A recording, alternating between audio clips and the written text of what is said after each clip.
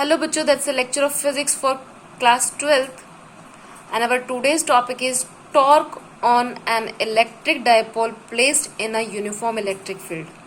आज हमें torque find out करनी है इलेक्ट्रिक डाइपोल पे जिसको रखा गया है एक यूनिफॉर्म इलेक्ट्रिक फील्ड में. यस बच्चे, यूनिफॉर्म इलेक्ट्रिक फील्ड वो फील्ड होता है जिसमें electric field through out the space same रहे. यानी कि you can say that the field strength जो है वो हर एक पॉइंट पे, उस फील्ड में हर एक पॉइंट पे जो फील्ड स्ट्रेंथ है वो सेम रहे. एंड उसके अलावा ये जो फील्ड लाइंस है वो पैरेलल भी रहेंगी और इवनली स्पेस्ड रहेंगी. क्या चीज है, मान लीजिए ये है आप इलेक्ट्रिक फील्ड E.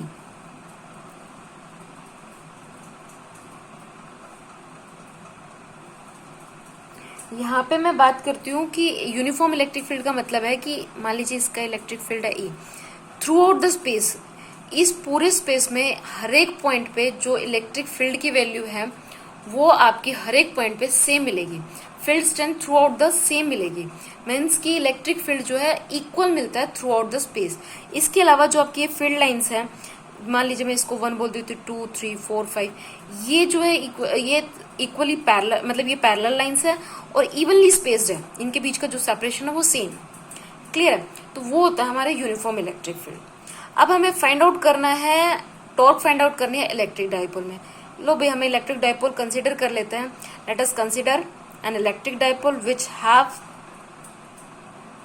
ये आपका प्लस क्या चार्ज हो गया, ये आपका माइनस क्या चार्ज हो गया, एंड ये आपका पोजीशन हो जाती है ए पोजीशन एंड ये मान लीजिए बी पोजीशन. यानी कि बी पे आपका माइनस क्या चार्ज है, ए पे आपका पॉजिटिव चार्ज है. एंड ए और बी के बीच का जो सेपरेशन है वो 2L है एंड O इज द आपका मिड पॉइंट हो गया. चलो भाई ठीक है, मैंने डाइपोल को क्या किया, यूनिफॉर्म इलेक्ट्रिक फील्ड में प्लेस कर दिया. एंड मैंने इलेक्ट्रिक डाइपोल में क्या है, let us consider a dipole which have the point charges minus q and plus q which are equal in opposite and they are separated by a distance, small distance 2L. Clear है? यहाँ से हमने ये late किया. अब बच्चे जो आपने यूनिफॉर्म इलेक्ट्रिक फील्ड ले लिया, उसमें डाइपोल, इलेक्ट्रिक डाइपोल को प्लेस कर दिया. अब क्वेश्चन आता है what is the value of the net force. यहाँ पे नेट फोर्स की वैल्यू क्या होगी. यहाँ पे देखिए बच्चे, अभी हमने जो लेट किया है आपके पास ए भी जो है दैट इक्वल्स टू 2L है एंड O जो है वो आपका मिड पॉइंट है. So B O is equals to O A जो है वो आपका L आ गया और ए भी जो है वो आपने इलेक्ट्रिक डाइपोल लिया है. चलो भाई ठीक है. एंड यूनिफॉर्म इलेक्ट्रिक फील्ड तो हम पहले लेके चल रहे हैं. सो आपने बच्चे इससे पहले इलेक्ट्रिक फील्ड इंटेंसिटी वाला टॉपिक किया था. एंड इलेक्ट्रिक फील्ड इंटेंसिटी क्या है? Electric field intensity is defined as the force experienced by a unit positive charge placed at a point. क्या था? इलेक्ट्रिक फील्ड जो है that is force experienced by unit positive charge, यही था. तो यहां से मैं फोर्स की वैल्यू निकालू तो F इज इक्वल टू क्या E आ जाएगा. क्लियर है? So due to the positive charge force पे एक्सपीरियंस होगी, F इज इक्वल टू क्या E. बट यहाँ पे direction of force and direction of electric field same है. यानी कि force experience by the plus क्या charge in the direction of electric field. And आप माइनस क्या चार्ज पे देखते हो, ये आ गया आपका फोर्स इज इक्वल टू क्या E. Here the force is experienced by the minus क्या charge opposite to the direction of the electric field. यानी कि आपकी force due to the positive charge, तो जो फोर्स लग रही है उसकी डायरेक्शन एंड इलेक्ट्रिक फील्ड की डायरेक्शन सेम है. And due to the minus क्या जो चार्ज लग रहा है, जो फोर्स एक्सपीरियंस हो रही है वो अपोजिट हो रही है in the direction of the electric field. So यहाँ पे अगर मैं नेट फोर्स निकालती हूँ बच्चे, एफ नेट क्या हो जाएगा हमारे पास, एफ नेट जो होगा दैट इज क्या E due to the plus charge and due to the minus charge will be 0. क्या चीज आ गई हमारे पास कि जो नेट फोर्स होगी आपके पास, F नेट जो होगा that will be 0. F net 0 होगा तो सीधी सी बात है O जो है ये मिड पॉइंट है, ये अपनी पोजीशन से शिफ्ट नहीं करेगा, ये यहाँ से अपनी पोजीशन को चेंज नहीं करेगा. हाँ, ये रोटेट कर सकता है लेकिन शिफ्ट नहीं करेगा. दैट्स मीन कि आपने जो डायपोल लिया है वो या जो है वो ट्रांसलेशन इक्विलिब्रियम है।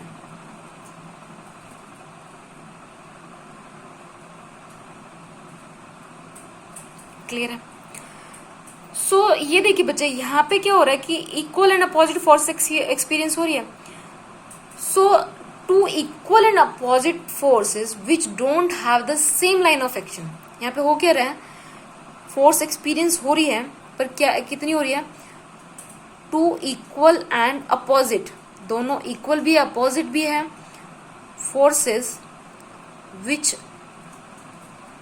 Don't have same line of action. Same line of action का नहीं है, मतलब दोनों की दोनों जो फोर्सेस है, ये देखिए बच्चे है भी नहीं, इन दोनों के बीच में एक सेपरेशन है, एक लाइन के ऊपर तो नहीं लाई कर रहे ना, तो two equal and opposite forces लग रही है जो कि एक सेम लाइन ऑफ एक्शन पे नहीं एक्ट कर रहे हैं, यानी कि ये दोनों के दोनों ट्रांसलेट नहीं कर सकते, यानी कि मतलब ड्यू टू दैट फोर्स जो आपका ओ पॉइंट है वो अपनी पोजीशन को चेंज नहीं कर सकता। हाँ, रोटेट कर सकता है या स्विंग करना शुरू कर देगा, तो हो गया क्या, rotate about centre of the mass, which implies rotate about centre of मास, यानी कि ओ जो है आपका सेंटर ऑफ मास के इसके अराउंड वो रोटेट करना शुरू कर देगा। So when two equal and opposite parallel forces act on a body, जब किसी बॉडी के ऊपर equal and opposite force experience होगी on the two different point, यहाँ पे दोनों डिफरेंट पॉइंट पे हो रही है, then it form a torque. जब आपकी दो इक्वल एंड अपोजिट फोर्सेस लगेगी on a body two different points के ऊपर, तो वहां पे कौन सी फोर्स एक्सपीरियंस होगी, टॉर्क। ठीक है, तो यहाँ पे होगी टॉर्क एक्ट हमारी, यहाँ पे एक्ट हुई हमारी टॉर्क। अब बच्चे क्या ये टॉर्क जीरो हो सकता है? इन दैट केस तो नहीं, यूनिफॉर्म आप जब यूनिफॉर्म इलेक्ट्रिक फील्ड लेके चलोगे, इन दैट केस आपकी टॉर्क जीरो नहीं मिलेगी, बिकॉज यहाँ पे एफ नेट जो है वो जीरो है। टॉर्क जीरो तभी हो सकती है जब ये दोनों के दोनों जो आप फोर्स एक्सपीरियंस कर रहे थे F due to the plus क्या हो जा रहा है, ये अगर सेम लाइन ऑफ एक्शन पे आ जाती है तो टॉर्क जीरो होगा, अदरवाइज नहीं होगा। सो हमारे पास यहाँ पे क्या हुआ बच्चे, हमने डाइपोल मूवमेंट पे देखा कि फोर्स एक्सपीरियंस हो रही है ऑन अ प्लस क्या चार्ज, ऑन ए माइनस क्या charge, and both are the equal and opposite, same line पे नहीं lie, same action same line of action पे नहीं लाई करती, तो ड्यू टू विच मतलब दोनों फोर्सेस जो है इक्वल एंड अपोजिट है बट डिफरेंट पॉइंट्स पे लाई कर रहे हैं। सो यहाँ पे क्या फोर्स लगी, फोर्स एक्सपीरियंस हुई, दैट इज द टॉर्क। ठीक है, तो टॉर्क एक्सर्ट हुई एंड जो टॉर्क यहाँ पे आ रही है that is the in the direction जो मिलेगी वो एंटी क्लॉकवाइज डायरेक्शन में मिलेगी, और यही टॉर्क क्या करेगा, टॉर्क की वजह से अब हो क्या रहा है कि ये ना पोजीशन चेंज नहीं करेगा, लेकिन इस तरह से यू करके रोटेट करना शुरू कर देगा। ठीक है, ये आपका एंटी क्लॉकवाइज में इस तरह से रोटेट करना शुरू किया, तो कपल जो है दैट्स जो ये आपका दो फोर्सेस का ये डाइपोल जो बना है ये कपल ही बन रहा है, द कपल टेंड्स टू अलाई the dipole axis along the direction of the field. ये क्या कोशिश करेगा कि जो ये कपल है that stands to align the dipole axis, यानी कि डाइपोल एक्सिस की direction along the electric field की डायरेक्शन। आपको पता है आपके डाइपोल की डायरेक्शन तो माइनस क्या टू प्लस क्या होती है, तो ये क्या करेगा जो that's a couple tends to align the dipole axis along the direction of the field of electric field. चलो भाई अब टॉर्क निकाल लेते हैं। बच्चे ये तो देखो आपकी बेसिक से फिजिक्स तो यही होनी थी, अभी तो मैथमेटिकल पार्ट ही बचता है। फिजिक्स में आपने क्या देखा, मैं एक बार फिर रिवाइज कर देती हूँ। फिजिक्स में हमारे पास क्या चीज थी, आपको निकालना था टॉर्क, नहीं सॉरी आपको इस टॉर्क फाइंड आउट करना है इस डायपोल जो अपने इलेक्ट्रिक डायपोल है जिसको आपने यूनिफॉर्म इलेक्ट्रिक फील्ड पे रखा हुआ है। तो यहाँ पे हुआ क्या, ड्यू टू द प्लस क्या चार्ज भी फोर्स लगी and due to the minus क्या चार्ज भी फोर्स लगी, both are the equal and opposite मिले। तो मैंने जब नेट फोर्स निकाली तो that will be equals to zero. जब नेट फोर्स आपकी जीरो की यानी कि वो ट्रांसलेटरी इक्विलिब्रियम में है बट रोटेशनल ही नहीं है। ठीक है, तो यहाँ पे दो इक्वल एंड अपोजिट फोर्सेस लगी जो कि सेम लाइन ऑफ एक्शन पे नहीं लाई कर रही है, तो आप के जो ये डाइपोल है that start to rotate about the centre of the mass, centre of mass के अलोंग ये रोटेट करना शुरू कर देगा and there is a force is exert that will be torque. अब आपको टॉर्क फाइंड आउट करना है। तो बच्चे आपने 11th क्लास में किया होगा, टॉर्क होता क्या है, फोर्स इनटू में परपेंडिकुलर डिस्टेंस। फोर्स अभी आप फाइंड आउट करके आए हो, एफ इज इक्वल टू क्या हो, ई मिला था हमें। रही बात परपेंडिकुलर डिस्टेंस की, तो कुछ भी नहीं है बच्चे, ए पॉइंट से आपने क्या किया, कर लिया परपेंडिकुलर डिस्टेंस। ये एंगल क्या बन रहा है, थीटा।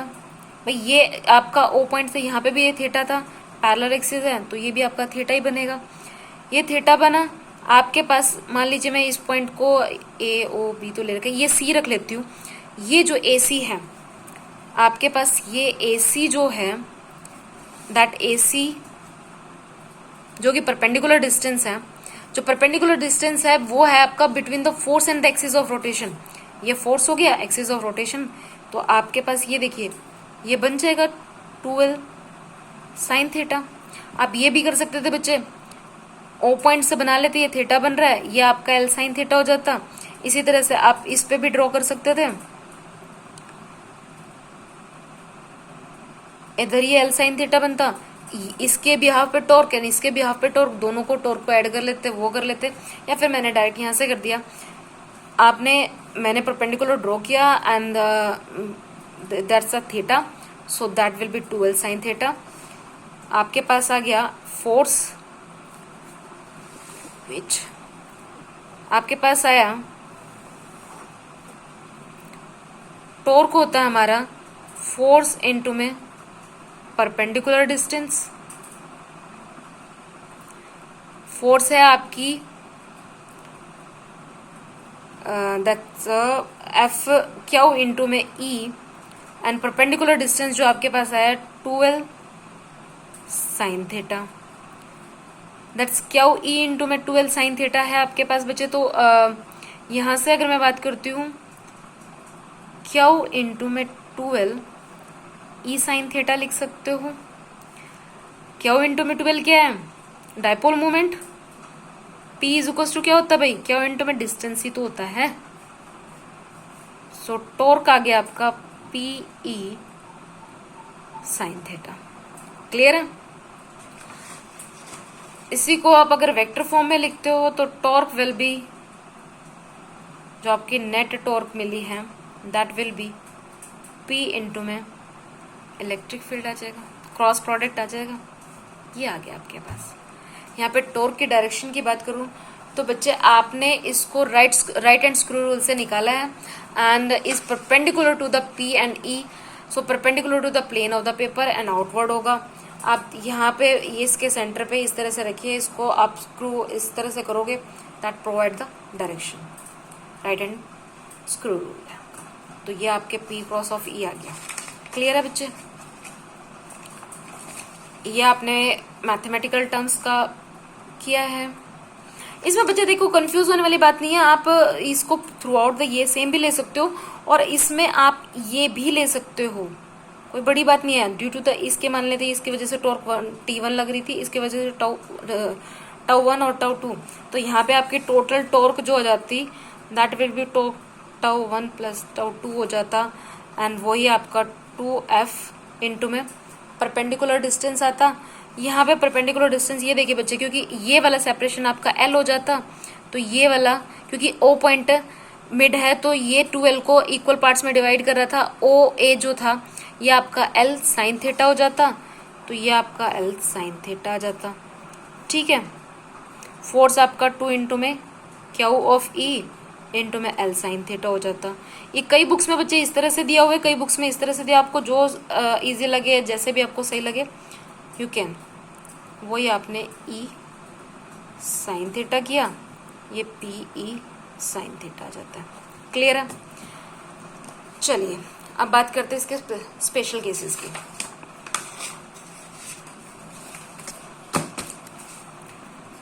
मुझे स्पेशल केसेस की बात करें तो बिफोर दैट कि मैं आपको स्पेशल केसेस को इसमें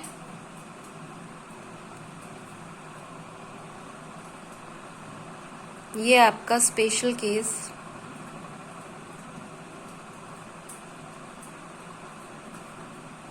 अगर मैं स्पेशल केसेस की बात करती हूँ तो ये देखिए बच्चे, मैं बिफोर दैट आपको एक छोटा सा एग्जांपल, ये आपका कुछ इस तरह से आपके पास है। आपने 3 बॉल ले रखी है, एक बॉल यहाँ पे है, एक बॉल यहाँ पे है और एक बॉल यहाँ पे है, ठीक है।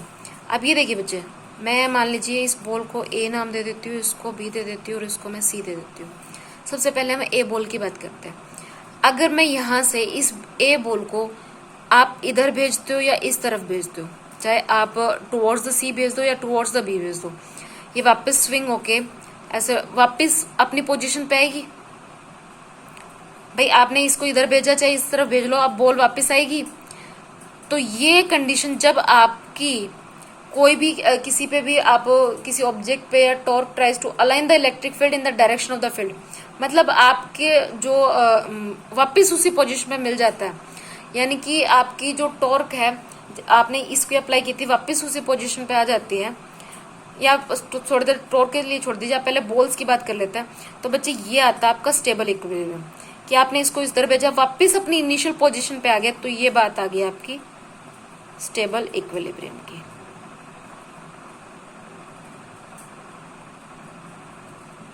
ठीक है, बी पॉइंट पे बात करते हैं बच्चे। अगर मैंने इसको यहां से इस तरफ धकेल दिया तो ये क्या वापस अपनी पोजीशन पे जाएगी? नहीं, तो ये आ जाता है आपका अनस्टेबल इक्विलिब्रियम।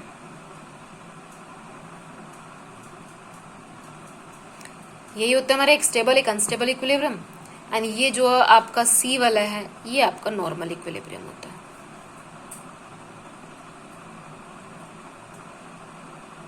ठीक है, अब स्पेशल केसेस में आपने अभी tau is equal to P E sine theta निकाला। अगर मैं केस फर्स्ट लेती हूँ, फर्स्ट केस में अगर थीटा इक्वल्स टू 0 है, थीटा आपका 0 जाता है, तो tau is equal to sine 0 होता है, टॉर्क हो जाती है 0, यानी कि डायपोल किस में आ गया? स्टेबल इक्विलिब्रियम में। डायपोल कहाँ आ गया? स्टेबल इक्विलिब्रियम में। फिर अगर यही आप सेकेंड में अगर मैं लूँ torque tau E sorry P E sine theta थी, अगर आप थीटा की वैल्यू 180 डिग्री लेते हो, 180 डिग्री लेते हो, तो that's the condition for the unstable equilibrium. जब थीटा इक्वल्स टू 0 था, स्टेबल इक्विलिब्रियम में आ गया। जब आपका थीटा 180 डिग्री था, फिर आप किस में आ गए? अनस्टेबल इक्विलिब्रियम में। फिर बात करते हैं मैक्सिमम। ये बच्चे आपके देखो, मेरे को हिसाब से मेरे इस फिगर से क्लियर आ गया। मैंने ये 3 बॉल लिए, आपने फर्स्ट बॉल को देखा, अगर मैं इसको स्विंग कराती हूँ, इस तरफ भेजू चाहे इस तरफ, ये वापस अपनी इनिशियल पोजीशन पे आएगी, तो स्टेबल इक्विलिब्रियम है। यहाँ से बॉल एक बार यहाँ गिर गई तो वापस अपनी पोजीशन पे नहीं आएगी, तो अनस्टेबल इक्विलिब्रियम है। और ये आपका नॉर्मल इक्विलिब्रियम है। ठीक है, फिर हम बात करते हैं कि आपके टॉर्क की वैल्यू मैक्सिमम कब होगी। मैक्सिमम वैल्यू ऑफ टॉर्क मैं यहीं पे कराती हूँ भाई।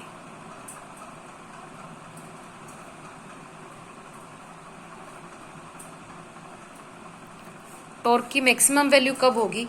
जब आपका थीटा 90 डिग्री हो। टॉर्क क्या निकालिए? P E sine theta, theta हमारा 90 डिग्री है, पी ई साइन 90, साइन 90 1 होता है, टॉर्क आ गया पी ई। तो आपकी मैक्सिमम वैल्यू ऑफ टॉर्क कब मिलेगी? जब आपका थीटा जो होगा 90 डिग्री होगा। फिर मैं इसकी यूनिट की बात करती हूँ। यूनिट न्यूटन मीटर होती है। डायमेंशन की बात करूं,